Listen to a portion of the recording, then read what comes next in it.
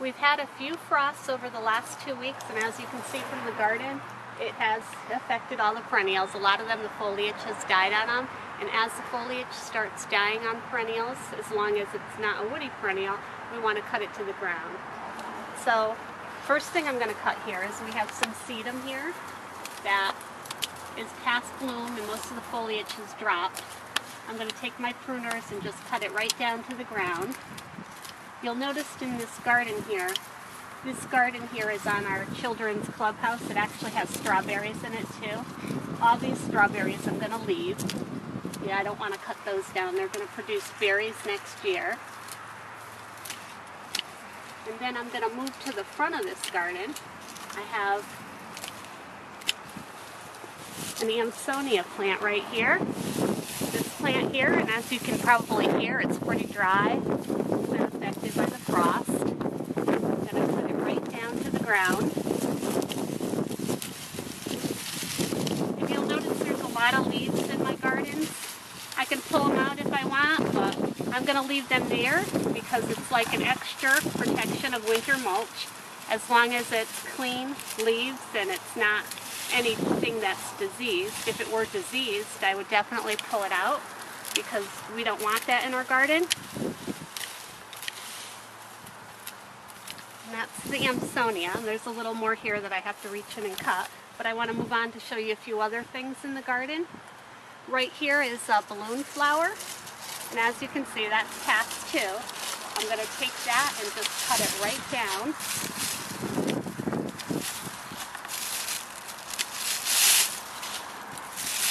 You know, be careful if you grab it the way I do that you don't cut your hand. But I just try to get as much as I can as possible as I'm cutting. And you'll see as I'm cutting these, there's a few weeds in here.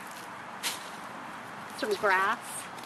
Go ahead and pull that out as you're cleaning because you'll only have a nicer garden for it next year. It's a lot easier to get these weeds now than to wait. And then as I move around here, this is a Russian sage, Parokya. This is Little Spire, the short version, and this is what's known as a woody perennial. So this I'm not going to take down to the ground. What I'm going to do is I'm going to cut it about in half, maybe a little more than half. But because it is a woody perennial. Other woody perennials would be like lavender. Lavender you don't want to cut all the way down. You just want to cut the tops off. So you can see I'm cutting all the flowers off that bloomed this year. And next year it'll grow, it'll be about the same height. Also right behind, actually I'm just going to finish this Russian sage so it's nice and clean here. And you'll notice as I clean all my gardens, I tend to find a lot of footballs and baseballs, and we tend to find everything that's been missing because my sons like to play out here, and luckily my plants can take it off. And you'll notice here that we have a peony that desperately needs to be cut down. So this is going to go right down to the ground. Now there's a couple different things you can do with your peonies. You can fertilize them now so that your blooms are bigger in the spring. You can use a fertilizer or you can use a bone meal. I think it's just a matter of preference, whatever you'd prefer. I use bone meal on mine. That's what I like. And you'll notice that I've got daylilies and irises in here. See the irises? They're not quite brown yet. I might wait a little on these. I might wait another week or two because I'd like them to be a little more brown before I cut them down. And these are all daylilies here. And the daylilies I am going to just cut right down to the ground because I know it's just a matter of a week or so that I'm going to have to come back out and clean these. And basically just grab them and cut them right down.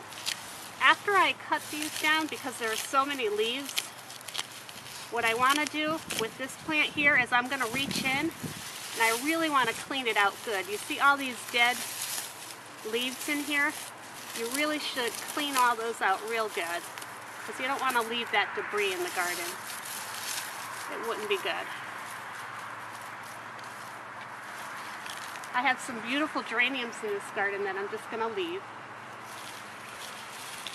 And then the front of this garden here has a lot of phlox, creeping phlox, and all that's just going to stay as it is. And there's one more plant here, still blooming, but I'm going to cut it down because it's getting cold and I want it to stop blooming. This is a guara, and I'm just going to cut it down. It's actually a miniature guara, Carolee Petit, which is a miniature.